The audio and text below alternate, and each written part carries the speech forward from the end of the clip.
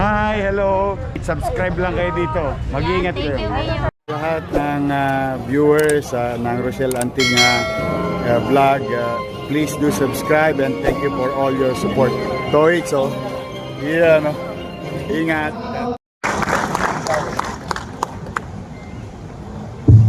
Thank you. Palakpakan natin si Atty. Ter. Parang natutulog lang. Nakapandiin eh. Ano, Pat? Good morning! Good morning! Well, unang-una, gusto ko lang pong ibigay yung kredito. I always do that naman, whether opposing party, o sino man, whether political or person, or sino man sa atin. Pero may ginawa po since July 1, when we assume this mandate, ang CCRO, ang ginawa po nila, meron silang halos weekly na bumababa sa barangay para yung mga utaw na naghahanap ng kopya ng birth certificate, walang nawala dahil sa sunog o aberya, at saka yung mga nangangailangan ng kopya para hindi na tumosgas pamasahe sa City Hall. Yung team na ni Atty. Teron. Thank you very much. Umupunta sila sa yung binanggit niya kanina na programa. So natutuwa po ako dahil sabi ko, sige kako, tirahin nyo ng tirahin, suyurin nyo ng suyurin, mano pa, immediately after na may malaking sunog. Kasi sa sunog, wala pong natitira. At ang mga papelos o sa katulad ng birth certificate, kasal, and so on and so forth, yun yung mga unang nawawala. Kinakailangan nyo regularly. Saan? Lalong-lalo na sa eskwelahan. O sa mga pensyon, o mga pagpapatunay ng pagkakakilanlan ng isang tao. Malaking bagay yung ginagawa nila. Kaya thank you very much. Keep it up, attorney. 107%. Paldo. Kasi natutuwa yung mga empleyado pagka tumataas ang income. Because at the end of the day, hindi tatakbo ang anumang uri ng pamahalaan. Lahat ng pangarap natin mananatiling pangarap. Pag yan ay walang pera, madalit salita, I think it goes to everyone. But today we're very grateful to our fellow Filipino who visited us and trusted the city government of Manila and the city of Manila. Gusto ko pong ipaalam sa inyo, nandito po si Mayor Ricardo E. Padilla. Kasama ang kanyang Vice Mayor Christian P. Binuya. Sangguniang members, Maylene Ruz, Gideon David Padilla, Norier Marcelo, John Marvin Ronquillo, Roniel de la Cruz, Melody de la Cruz, Jomar Dandan, Gina Morales, Rolando Gragasin, Lance Vincent Kaisip. Yung buong gobyerno ng pamahalang lokal ng Municipality of Bungabon, Province of Nueva Ecija. Nandito po sila. I'm honored. Thank you, Mayor, for visiting us. Isang mainit na palakpakan sa ating Mayor. Sino ba sa inyo ang high blood? Taas ang kamay. Mga matataas ang dugo. Iwasan nyo na mga karne, kumain kayo ng gulay. Maraming dala mga taga-bungabong ngayon. Andiyan sa Kodli. Ito sweldo sa isang araw, di ba?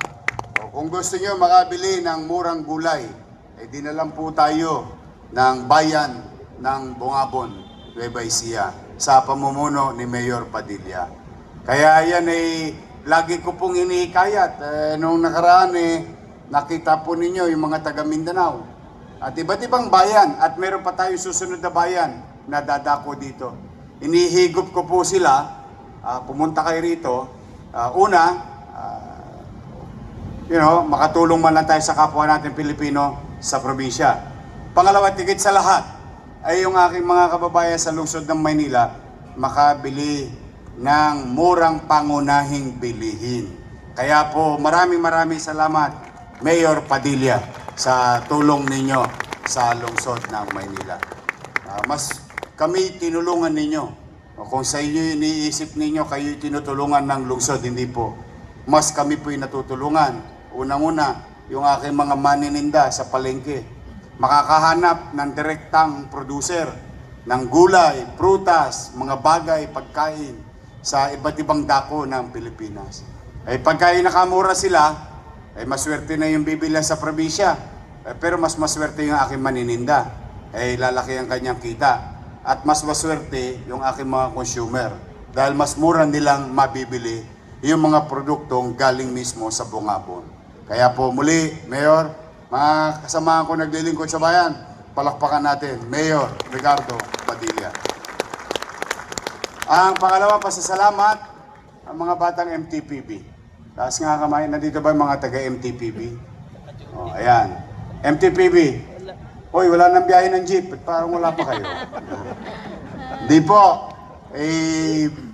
Alam nyo, natutuwa po ako sa MTPB dahil nung nakaraang programa ng lungsod ng Maynila, we have served 931,000 riding public sa libreng sakay na naganap sa lungsod ng Maynila. And the good news about it, while the number is so huge, but we only spent 20 million plus barya lamang. Napakaliit. Nagawa natin ang paraan na maibsan yung nararamdaman ng mga mananakay sa hirap ng buhay. Higit sa lahat, nagkaroon ng kapanatagan ng mga driver, may takdang kita at may panggasolina at mga operator. Buong ecosystem ng public transport na kinabang. Pero yun po hindi na mapagtatagumpayan ng maayos kung wala naman po sa si Director Biyahe, si Dennis Biyahe at MTPB. Ayun, si Director Biyahe at mga taga-MTPB, palakpakan natin sila. Ayun, yun. Thank you very much. Again, sa ating pamilya ng mga driver at saka mga driver at operator, maraming salamat. Kayo'y nakiisa sa pagbabayanihan sa oras ng krisis ng ating lungsod at ng ating bansa. Dito man lamang, isa sa 1,600 local government unit makaramdam ang utaw na gumaang ang kanilang pakiramdam sa gitna ng krisis. Good news, I don't know if you saw the announcement of Malacanang, DOE and President Bongbong Marcos. Tomorrow we're going to have 20 pesos ba, Pat? 20 pesos? Decrease sa presyo ng diesel. Good news yun. Sana magtuloy-tuloy na. Dapat talagang maging spaghetti. Spaghetti pababa naman. Hindi dapat puro pataas. Ang bigat eh. Sa totoo lang, ang bigat. Nararamdaman natin lahat. But, sabi nga, sa kasabihang Ingles, after the rain, there is rainbow. Ayun. Lalabas din ang bahagari. Pagkatapos ng unos. May awa ang Diyos, mga karaos tayo, hindi pa tayo tapos. Bukas, ipararamdaman naman natin sa mamamayan yung ating kompromiso among each other. The city government and the local community bakery in the city. The city government will augment some cost of operation sa ating mga panaderya, yung mga participating panaderya. Ano pong bisa noon sa mamamayan? This is, in our own little way, surgically helping certain sector to reach as many as we can with the little amount being utilized by the city government through its taxpayers' money. Tomorrow, mag-i-start na tayo mag-deliver ng tulong sa mga panaderya. Na ang kompromiso naman nila, in the next 30 days, hindi magtataas ang what you call Filipino bread or Filipino basic bread. Ako naman paniwala ko, ito po ay mukha ng Filipino breakfast or almusal ng bawat pamilyang Pilipino. Hindi lang Manileño, Pilipino. Mayaman, middle class, mahirap, pandesal, pandelimon, monay, Spanish bread, putok. Ikaw, Jess, meron? Wala. Ang init ng araw. Ang aga tumasok ng araw. Buti na lang, may magic tong salamin ko. Kaya lang, lugi ka, namumula na yung mata mo. Dito ka nga. Dito ka. Ayan. Nag-iinit ka. Totoo puti, ang aming na-reach na agreement, wala akong gagalawin sa kanila, basta proteksyonan lang ang mamamayan na magkaroon ng kaparatagan na anumang presyo nila ngayon ay hindi na papalo in the next 30 days. So may awa ang Diyos. Tulong-tulong lang. Sa 16 naman, itong linggong ito, eh baka po dumating si President Marcos muli sa Maynila. Dahil baka ipatupad na yung programang bigas sa ating mga mamamayan. Sa mga manggagawa, pampubliko at pribado. Malaking sektor ng mga manggagawa or working class. At siyempre, ganun din yung tuloy-tuloy na tulong natin sa mga transport group and some community members. But this time, the uniqueness of this program is some of the taxpayers will benefit from this program. And this will run for the next 6 months of our lives this year. Kaya puti excited po kami na i-implement to. Maraming salamat, Telma. Pasensya ka na, makulit ako. Nakita mo yung kakulitan ko. Tumama sa aberya. Kung hindi tayo naggayak, kung hindi tayo nagmadali, kung di tayo naging mabilis kumilos, malamang hanggang ngayon hindi pa natin ni-implement yun. But now we are ready to implement yung tulong na ibinigay sa atin ng Office of the President. I'm happy and thank you and proud of you. Thank you, Telma, at 10 ng iyong mga kasamahan. Nais ko pong pasalamatan at kilalanin Doctors Without Borders is with us today. Medicine Sans Frontiers. Dr. Goygoy Manangama, Deputy Director Operation Paris Office.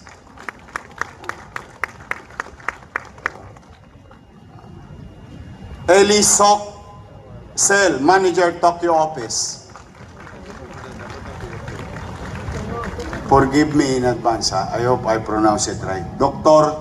Shuaib, Head of Mission, Medical Coordinator, MSF, Philippine Branch. Mukadas Yakubova, Project Coordinator, Tondo TB Project. Warren Seco, Logistics Supervisor, Tondo TB Project. Sila po ay tumutulong sa atin, labanan ng TB. Pero at the same time, magbibigay po sila, walang-wala lang. Talagang pag mapagbigay ka, Jess, mabilis bumabalik sa'yo. 100 times. Bakit ikaw, puro pagmamahal ang binibigay mo, walang pagmamahal na bumabalik sa'yo? Waiting.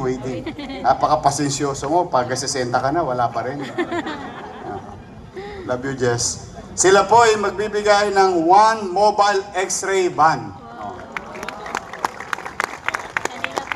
Thank you very much. Doctors Without Borders. Okay? And through the effort of our Vice Mayor Chi, merong magbibigay sa atin Mr. Jason Iban Kua, President Philippine Feline Club, ng 100 bottles Canvac R vaccine with sticker inside, 10 boxes 1,000 pieces 3cc syringe, 1 pack 1,000 pieces cotton balls, 1 bottle isopropyl alcohol, 1 box 100 pieces disposable gloves. Thank you very much. Shout out lang yung mga taga Chicago kanina. Andiyan may ano tayo, balikbayan. Kamusta kayo? Baka may sobra. Charot. Welcome po sa Manila. Nakita ko sa mga balikbayan natin. Through our leadership in the party, Ernest Ramel, 100 boxes of 12 1-liter cartons of Parkaja UHT milk from Poland. Ayan naman po'y binigay, no? Ng ating mga mabubuting loob na kababayan, Hans Walter Chua, CEO of Simon Group. Lu Pei Lim, CEO of Green Thumb Precision Farm. Bibigyan ulit tayo ng gatas. Yung gatas ipadadala ko naman doon sa mga alaga natin. Yung mga pinalagaan natin ng gusto kay Jay De La Puente sa atin, sa Boys Town. Yung mga lolo't lola ko doon. At saka yung mga batang kinakalingan natin. So, yan po.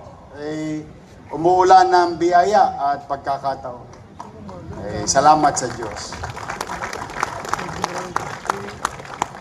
Nakita nyo, sumikat ulit ang araw sa Maynila. Daman-daman namin ni Jess yung init.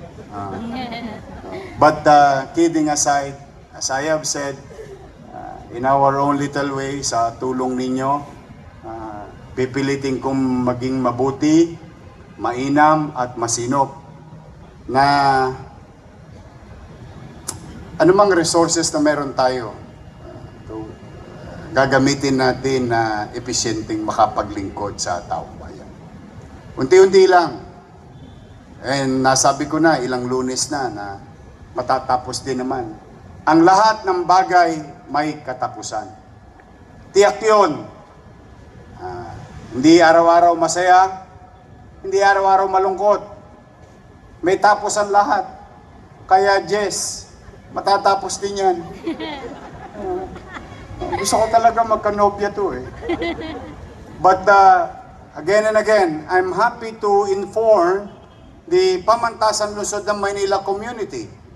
The other day, I think, Paul, for the first time, laging on time ang City of Manila sa ating mga obligasyon sa ating Pamantasan Lungsod ng Maynila. Nakakabawas pa tayo ng lumang utang. Tama ba, Paul? So, ibig sabihin, yung lahat ng mga sinabi ko nung mga nakaraang flag ceremony, na tulungan ninyo kung maging epesyente kayo sa inyong kanya-kanyang opisina. Tingnan po ninyo, nagbubuti po, nagdadala po ng magandang resulta. Talaga po pag tayo naging masinop, mainam sa kanya-kanya nating field of undertakings. Bubuti't bubuti. May pupuntahan.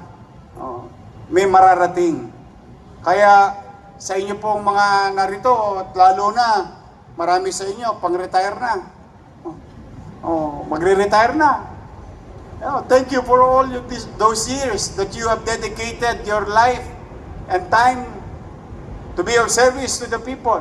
But, in the last mile of our life, particularly in our career, siguro magandang maalala ninyo ang tanong na ito.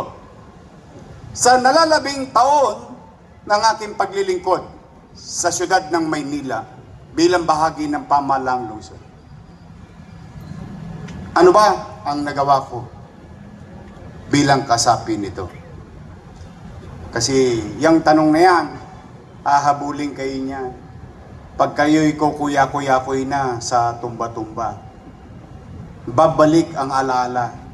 Ano ba naging partisipasyon ko? Ano ang naging bahagi ko upang makagaang sa katatayuan ng aming mamamayan, sapagkat ako'y bahagi ng pamahalang naglilingkod sa Kanya.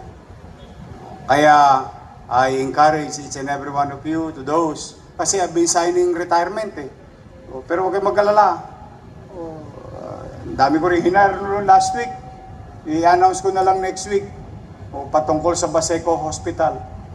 But, kayo mag-alala, kung kayo nagbuti at magbubuti pa, at habang kami naririto, hindi namin ipagpapariwara yung mga araw na pagtsatsaga, hirap sumakay, nabaha, lahat na, pati may lagnat ka, pumapasok ka, lahat ng sakripisyo ninyo sa paglilingkod, ay habang kami naririto, pagbubutihan naman namin at pagpapatuloy na maglingkod ng mainam sa ating mamamayan.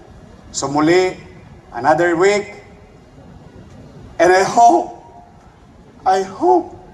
this week will be a better week for everyone. Katulad ng panalangin kanina nung nagdasal sa atin. Sabi niya, sana nga naman magkaroon na ng kapayapaan sa mundo. Let there be peace on earth. Because with peace, we can move fast. In peace, we can be more productive. Kaya wala talagang maipapalit sa kapayapaan. Walang katumbas kapag may kapayapaan. And thank you for that prayer. No? Na sana nga. So muli, another week, stay healthy. And can you smile? Can you smile for Jess? Smile. Because, again, let me remind you, like what the saying, yung sinabi sa salitang English, many are called, but few are chosen. You were the chosen one. Be of service wholeheartedly while you're here. Masarap maglingkod sa bayan. Masarap ang mabigyan mo ng ngiti ang isang nagdarahok, nakararamdam ng masamang karamdaman at napangiti mo, napalubag mo ang loob. Walang kapalit yung mga ngiting yaon ng ating mga kababayan. Mag-ingat kayo, maging malusog kayo ngayong linggo to. Kailangan ko kayo. I cannot do it alone. I need each and every one of you. Magandang araw, pagpalain nawa kayo ng Pong May Kapal. Maraming salamat. Manila! God first. Thank you. Mainit niya. Thank you sa inyo, pati sa mga viewers nyo and followers nyo. Oh, marami na kayong aabangan. Yes, excited Handa na po ba kayo kami. mapuyat? Yes naman, your man. Ay makapagpasalamat sa inyong lahat. At sa ating mga vloggers, shout out sa lahat ng vloggers. You survive. Abonado pa kayo. Thank you very much sa inyo, ha? Hi, hello. Subscribe lang kayo dito. Mag-iingat kayo. Lahat ng viewers ng Rochelle Anting vlog, please do subscribe and thank you for all your support. Toits, yeah, no? Ingat.